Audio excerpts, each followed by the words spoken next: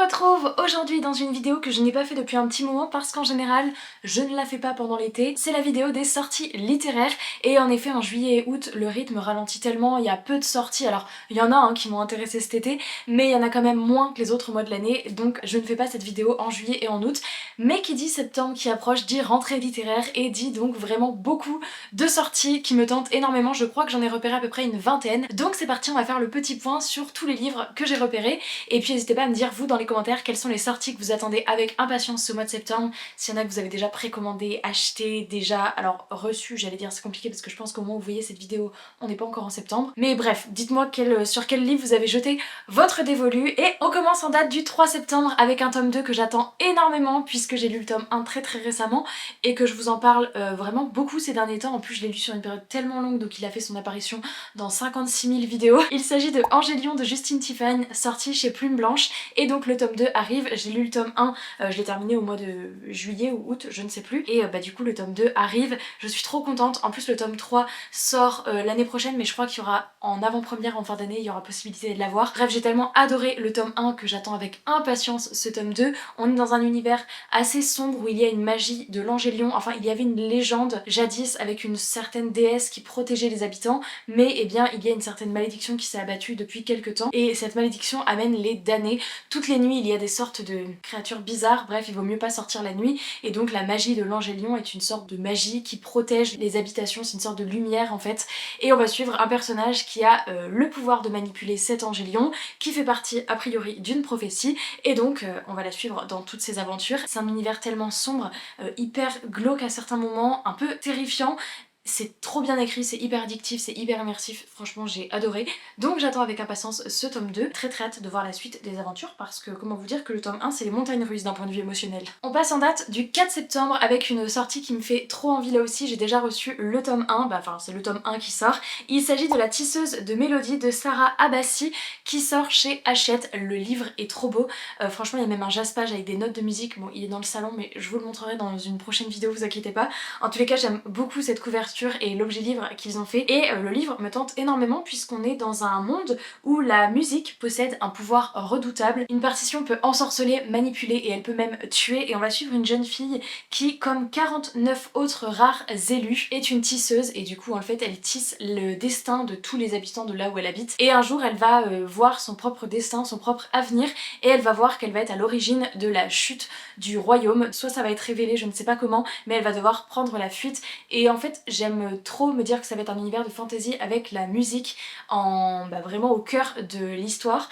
J'adore la musique, je fais du chant depuis que je suis toute petite, j'ai fait pas mal d'instruments de musique aussi, donc vraiment genre la musique ça fait partie de mes passions, et du coup j'ai très hâte de voir comment elle a utilisé justement la musique au cœur de la magie de son univers. Je sais que l'autrice fait du piano, je sais pas si elle fait d'autres instruments, mais bref je sens que fantasy plus musique, j'ai trop hâte de voir comment ça va se rejoindre et de voir un peu cette magie assez originale qu'on voit peu finalement. Donc je me le suis noté, de toute façon je l'ai reçu, et c'est sûr que celui-ci je le lirai, il me fait trop envie. Les premiers avis ont commencé à tomber, ils sont plutôt très bons, donc ça donne envie. Toujours en date du 4 septembre, j'ai repéré ce qui j'ai l'impression est une cozy fantasy. Alors je suis pas bien sûre, d'autant que le résumé est un peu mystérieux et bizarre, mais ça a l'air d'avoir un côté quand même assez décalé tout en étant dans un univers de fantasy. Il s'agit de Assistant to the Villain, et enfin to the Villain si je le fais à l'anglaise, le tome 1 de Anna Nicole Mehrer. J'aime beaucoup cette couverture, et en effet on va suivre une jeune fille qui va être j'imagine l'assistante d'un vilain. Sa tête va être mise à prix, donc elle va devoir le protéger, et ça on nous parle de tête coupée, de deuil qui... Je sais pas trop, je pense qu'on est dans un univers quand même avec des créatures et des mondes avec vraiment pas mal de dangers, mais ce côté assistant, vilain, je pense qu'il va y avoir une romance parce que on est dans une cozy fantasy, donc est-ce qu'il va y avoir une romance entre ces deux personnages? Je sais pas, en fait j'en sais pas trop, mais je sais pas, j'ai bien aimé la couve, j'ai bien aimé l'ambiance du résumé, même si comme vous voyez il me reste pas grand chose, et c'est une cozy fantasy, donc voilà, il y a vraiment des périodes de l'année où j'ai trop envie de lire une cozy fantasy, et celle-ci j'ai pas vu de retour encore, en même temps elle est pas sortie, donc du coup je me la suis notée. On verra si je me la procure, je pense que pour celle-ci je vais attendre les premiers retours, et si j'en vois qui sont plutôt bons je me la procurerai, mais voilà, j'étais curieuse sur ce titre là, et c'est chez Calix Édition, j'ai encore jamais rien lu de cette maison d'édition, donc à voir, mais c'est plutôt intriguant. On reste en date du 4 septembre, et j'ai noté Peregrine Queen, le tome 1, donc Peregrine Queen et la déesse du chaos. Là aussi c'est un petit SP que j'ai reçu, ça sort chez Casterman, et on va être dans un récit au cœur de la mythologie puisqu'on va suivre une jeune fille, Pérégrine, qui est la nièce ou la filleule, je ne sais plus, de Dédale, et elle rêve de vivre comme lui tout plein d'aventures et son vœu va être réalisé puisque justement son parrain, donc c'est bien la filleule, son parrain va être kidnappé par des créatures enlevées et donc elle va partir à sa recherche, partir à l'aventure. Pérégrine n'a que 24 heures pour sauver son parrain et éviter le chaos cosmique. En général c'est le genre de petite jeunesse où je passe un bon moment à voir parce que parfois il y a aussi des moins bonnes surprises, mais celui-ci me tente bien, ambiance mythologie. Le dernier que j'ai lu comme ça c'était les Whisper Weeks et j'ai eu un gros coup de cœur, c'est l'une de mes meilleures lectures de l'année, donc je me suis noté celui-ci et à voir. Je l'ai déjà mais je pense aussi que j'attendrai de voir s'il y a des premiers retours qui tombent, s'ils sont plutôt cool, mais en tous les cas il me rend curieuse. En plus il est pas très gros donc je pense qu'il se lira assez rapidement. On passe en date du 5 septembre avec Démos la bénie de Césarée et pour ce qui est du résumé, évidemment on nous parle d'influence romaine, une tragédie antique dans un empire militaire. Ça a l'air d'être peut-être un peu plus historique et un peu plus politique que d'autres romans que je peux lire et c'est peut-être en général là où ça me perd parce que moi vous savez quand il y a des intrigues vraiment trop politiques et tout, bah, c'est un peu la catastrophe, j'oublie qui est qui, quel empire de qui de quoi. Donc on nous parle de Césarée et Arthos qui sont les empires du soleil et de la terre et qui sont en guerre depuis longtemps. On nous parle de Verina, j'espère que je prononce bien, qui a la bénédiction du dieu solaire et du coup elle peut contrôler le feu ou même infliger des dégâts ou des blessures avec le feu. C'est donc la dirigeante de la terre aride, elle peut agir à sa guise, charismatique ennemi. Est-ce que ça laisse pas entendre une romance? Quand tu vois ennemi à côté de charismatique, bon moi ça me vend pas du rêve. Mais voilà, je sais pas si c'est un ennemi, mais bon, bref. Donc je suis sûre qu'il va y avoir une romance avec ce personnage, évidemment. Arthos va être capturé, Verina en est convaincue, il sera la pièce qui lui manquait pour remporter ce jeu d'échecs politique. Ah bah voilà, intrigue politique à fond. Celui-là, clairement, je me le suis noté parce que il m'intrigue quand même, mais comme à la base, c'est pas forcément vers ce genre de livre, enfin, c'est pas forcément dans ce genre de roman que j'ai mes plus belles découvertes, je vais vraiment attendre les retours. Si les retours sont incroyables, je me le procurerai, mais sinon, si ça a l'air galère et tout, je pense que je laisserai ma place sur celui-ci. Celui-ci je l'attends avec beaucoup d'impatience, même si je ne me souviens que de la première ligne du résumé. J'ai repéré chez les éditions Ozu Les Oiseleurs de Camille Noyer qui sort le 6 septembre et alors au-delà de cette couverture qui est absolument incroyable, en plus il y a un objet livre relié, le jaspage est trop beau aussi, enfin bref l'objet livre est vraiment très très beau, mais j'ai beaucoup aimé puisqu'on est dans un univers où je crois qu'il y a des personnes qui peuvent lire le passé, le présent et le futur dans le vol des oiseaux. Donc genre je trouve ça absolument génial comme type de magie, c'est quelque chose là aussi qu'on voit peu et c'est tout ce que j'ai retenu du résumé. En fait j'ai pas été lire plus loin, mais juste cette magie, et puis j'aime bien quand on peut voir tout ce qui est un peu passé, futur, à voir comment c'est fait, mais direct ça m'a intrigué de fou. En plus j'aime beaucoup les éditions Ozu, donc je me le suis noté, j'ai pas lu plus loin parce que je sais que celui-ci je me le procurerai et je le découvrirai, mais genre vraiment cette couverture j'aime trop et je pense que ça peut être une trop bonne saga jeunesse, et d'autant que comme j'en parlais tout à l'heure, les Whisper Weeks, l'une de mes meilleures lectures de l'année, c'était chez Ozu, donc vraiment je leur fais confiance et j'ai trop hâte de découvrir les Oiseleurs. Alors j'ai noté un tome 2, évidemment je n'ai pas lu le résumé puisque je n'ai pas lu le tome 1, mais le tome 1 est dans ma palle. En date du 11 septembre sortira le tome 2 de la saga Emblème de Inaciel. J'avais reçu le tome 1 à sa sortie et je l'ai toujours pas lu, mais franchement il me fait toujours autant envie. On est dans une Dark Academia il me semble, un univers peut-être assez sombre, mais le peu que je me souviens du résumé, c'est on allait suivre un personnage qui sortait jamais de chez lui depuis un événement traumatisant qui lui était arrivé, je ne sais plus exactement lequel, mais bref il ne sort pas de chez lui, mais il va devoir pour je ne sais quelle raison passer des épreuves. Donc déjà moi j'ai vu épreuve, ça m'a trop donné envie parce qu'il voudrait intégrer une sorte de guilde et il me semble que cette guilde ou cette communauté, je sais plus le mot là non plus, permet à ceux qui en font partie d'aller de pays en pays, enfin de région en région pour découvrir des créatures fantastiques. Je ne sais plus après exactement ce qu'il s'y passe, mais vraiment rien que cet aspect créature, épreuve, enfin vraiment ça me donne trop envie, et donc le tome 2 arrive. Donc je sais que vous êtes certains à avoir découvert le tome 1, donc sachez que le tome 2 sera en librairie en date du 11 septembre, et d'ailleurs n'hésitez pas à me dire s'il y a des livres là-dedans qu'il faut que je lise, genre si vous avez lu le tome 1 et que vous avez adoré, c'est le moment de me mettre en commentaire qu'il faut absolument que je découvre cette saga, parce que bon, il y a toujours plein de livres à découvrir, mais parfois c'est vos petits commentaires sur mes vidéos qui me motivent à en passer un devant un autre, donc n'hésitez pas. En tous les cas voilà, j'aime beaucoup cette couve, la couve du tome 1 était très verte, et là ce jaune, genre vraiment j'adore. Celui-ci me fait tellement envie, en plus l'objet livre là encore est très joli, mais vraiment le résumé me fait trop envie. Il s'agit de This Dark Descent, le tome 1 de Kailin Josephson, et ça sort chez Bayard Jeunesse. Ça me fait super envie puisqu'on est dans un monde où tous les 10 ans il y a une sorte de course de chevaux magique qui est organisée, et c'est une course qui est très populaire parce qu'elle cause énormément de morts. Allez savoir pourquoi, les gens adorent voir ça. Donc vraiment c'est une course qui est très attendue et très populaire. Et on va suivre une jeune fille qui est descendante d'une famille renommée au bord de la ruine et elle va se voir obligée entre guillemets de participer à cette course. Elle va accepter un pari d'un lord et qui va lui lancer le défi de gagner cette fameuse course mais sans cheval enchanté. Alors je ne sais pas trop ce que ça représente, j'imagine qu'il lui faut quand même un cheval, en tout cas sans cheval enchanté, et si elle gagne ce duel, elle obtiendra la liberté de son père et l'annulation de toute la dette de sa famille. Évidemment que ça me tente de ouf parce que évidemment on a de la magie, des animaux et on a des épreuves. Vous me connaissez, là j'ai vu qu'il y avait une sorte de course, des épreuves etc d'organiser et elle doit participer à cette grande course qui génère en plus beaucoup de morts. Bah voilà, il m'en fallait pas plus, j'ai pas lu plus loin alors que le résumé est très long, mais je m'arrête ici parce que je me suis dit ok j'ai trop envie de le lire. Celui-ci je l'attends avec impatience. Normalement je le reçois donc je croise les doigts, mais vraiment j'ai trop hâte de le lire. Et c'était toujours en date du 11 septembre, je sais pas si je l'avais dit. On fait un petit bond dans le temps et on avance dans le mois de septembre puisqu'on arrive en date du 18 septembre avec une anthologie des Twisted Tales. Alors je l'ai noté même si je sais pas si je me la procurais parce que les Twisted Tales j'en ai quand même plusieurs encore à lire, mais je me suis dit que ça pouvait vous intéresser parce que je sais qu'il y en a beaucoup d'entre vous qui adorent les Twisted Tales. Et donc là on est dans une anthologie, donc je crois que ça regroupe 7 ou 8, non je crois que c'est 8 histoires de Disney, donc de Twisted Tales qui sont pas encore sorties, c'est vraiment des histoires inédites. Je sais qu'on en a une sur Mulan, je sais qu'on en a une sur Ariel, et donc bref dans ce roman il va y avoir 8 petites nouvelles inédites qui n'ont pas été sorties en Twisted Tales, donc forcément c'est des formats plus courts parce qu'il y en a 8 dans un roman, donc ça va être des petites nouvelles, et voilà, je me dis que ça peut être pas mal, je sais pas s'ils en feront d'autres, en tous les cas là ils sortent une anthologie. Alors est-ce que c'est tout écrit par la même autrice? Je pense que oui. Ah, il y a marqué Jen Kalonita, donc je pense que c'est elle ou lui, je ne sais pas, qui a fait toutes les anthologies, enfin toutes les histoires dans cette anthologie. Voilà, je l'ai noté.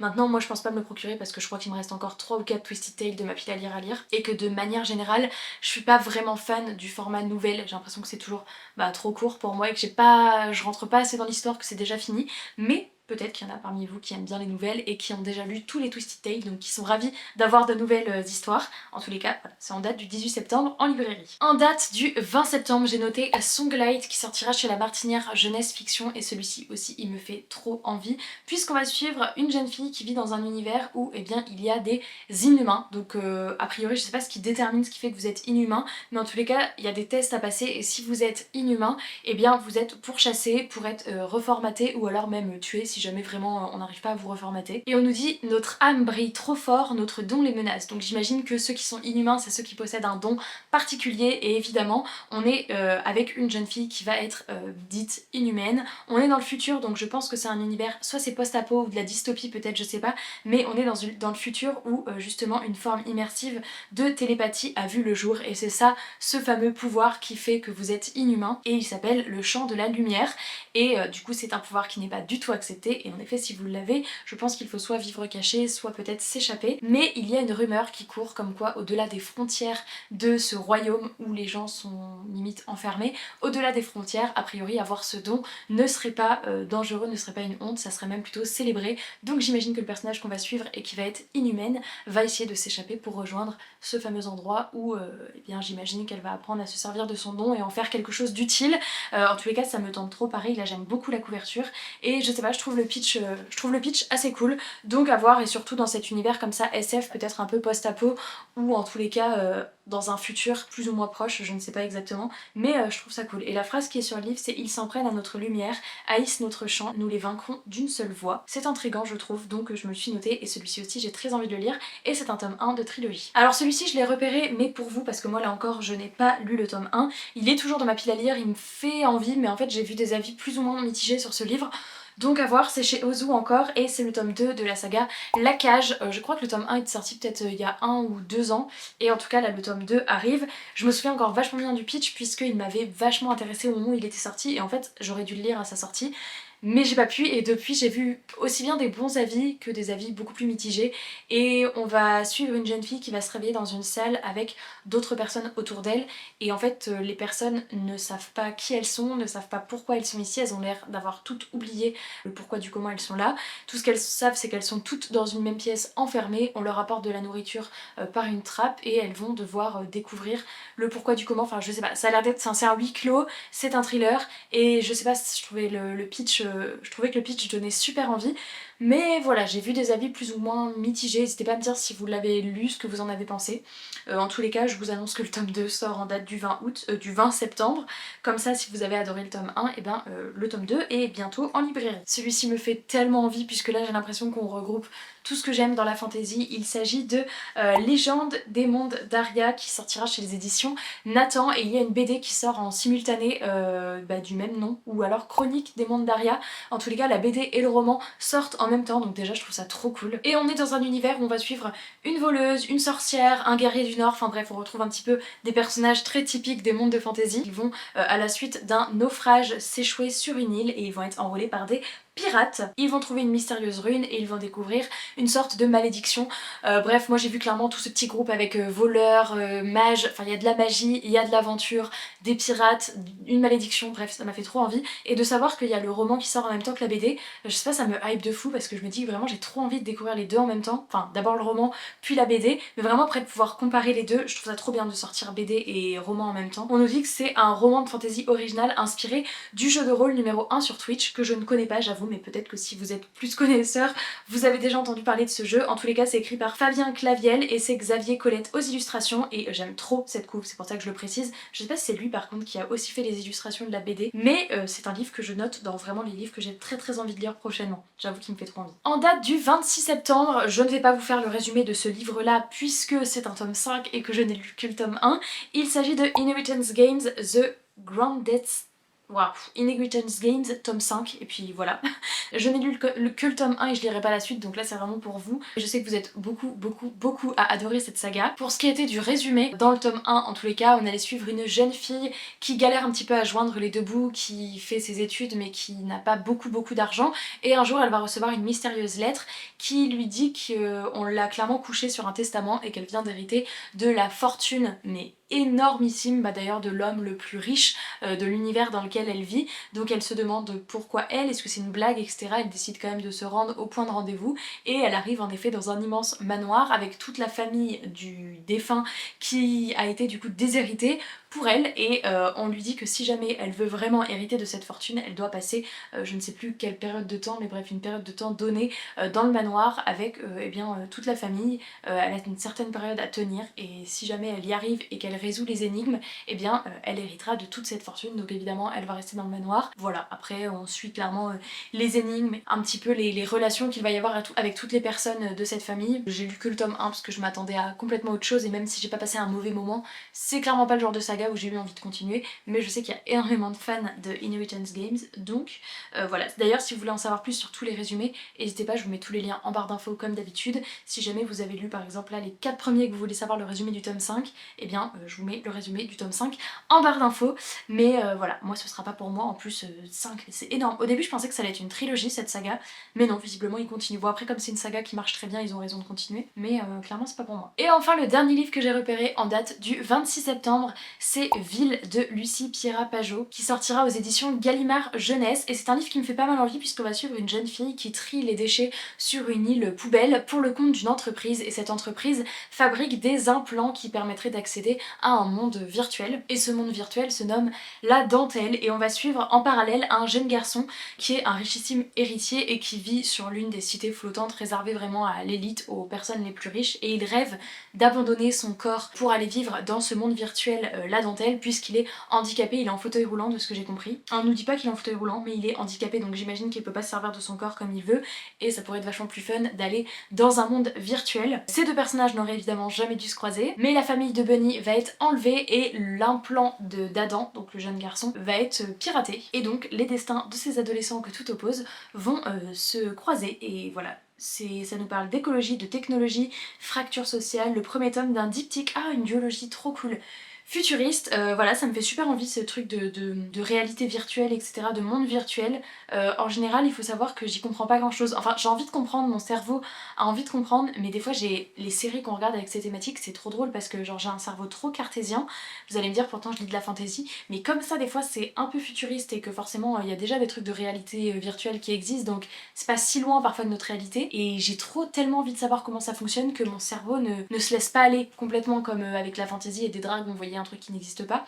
même si j'adorerais. Mais du coup, je sais pas, mon cerveau galère et se fait trop des nœuds. Bref, je me le note quand même parce que c'est une thématique que j'adore retrouver, mais c'est pas toujours facile. J'avais lu Warcross de Marie-Lu il y a plusieurs années maintenant quand c'était sorti, et en effet j'avais loupé tellement de trucs dans le tome 1 que du coup j'ai pas lu le tome 2, mais c'était déjà un truc de, si je dis pas de bêtises, truc virtuel ou de réalité augmentée, bref, dans ce délire là. Bref, mais je me le suis noté parce que ça me tente bien, donc on verra ce que ça donne, et voilà. Ah mince, j'ai déjà passé les dates, donc c'est plus trop dans l'ordre, mais j'ai reçu il y a quelques jours ce petit coffret de l'école des loisirs, avec les romans justement de la rentrée littéraire, donc je vais vous montrer les 3 qu'il y avait dedans, puisque je crois que les 3 sortent en septembre. Alors déjà j'avais un petit extrait, Fleurs de Bastion, les loups de Hurlebois, c'est de Jolane C. Bertrand, mais là c'est un extrait, donc j'ai pas tout le livre. Est-ce qu'il y a la date? Ah bah ça sort le 28 août, bon c'est un petit peu avant septembre, mais ça fait partie de la rentrée littéraire. Et je vous dis juste la petite phrase thématique en haut, mais sinon vous pourrez aller voir les liens en barre d'infos. On nous dit quand les 3 mousquetaires rencontrent de Cap et de Croc le début d'une saga romanesque ébouriffante. Donc voilà, j'aime bien la couve. Bon, c'est de la jeunesse je pense. Et ensuite on a 3 romans, alors est-ce que les 3 sortent en septembre? C'est peut-être marqué derrière, remarquez. Août, septembre, septembre. Ok, donc il y en a un qui est sorti tout fin août, le 28 aussi. C'est celui-ci, donc en date du 28 septembre, celui-ci est sorti. Le théorème du kiwi. Je vous mets les résumés en barre d'infos parce que ceux-là, je ne les lirai pas vu que c'est pas trop mon genre. D'ailleurs, je pense que très prochainement, je vais vous les faire gagner sur Instagram. En date du 4 septembre, on a Tifol de Raphaël Frier. On nous dit une aventure folle, un volcan de la magie et du créole. Le premier, on nous disait road trip de dingue. Et celui-ci, Au bord du monde d'Emmanuel Pirotte. Et on nous dit même au bord du monde, une histoire d'amour peut arriver. Donc là, on est sans doute plus sur une romance. Il est assez petit celui-ci. Donc voilà, je vous les montre quand même si je ne pense pas les lire puisque c'est moins mon genre. Et surveillez sur Instagram si il vous intéresse. De toute façon, sur Instagram, j'organise très souvent des petits concours flash comme ça de 24 heures où il y a juste en story à cliquer sur le sondage et en général à liker mes dernières photos et je tire au sort le lendemain le gagnant et je lui fais parvenir son livre. Donc ça j'en organise vraiment très souvent, donc n'hésitez pas à me rejoindre sur Instagram, je vous mets les liens en barre d'infos.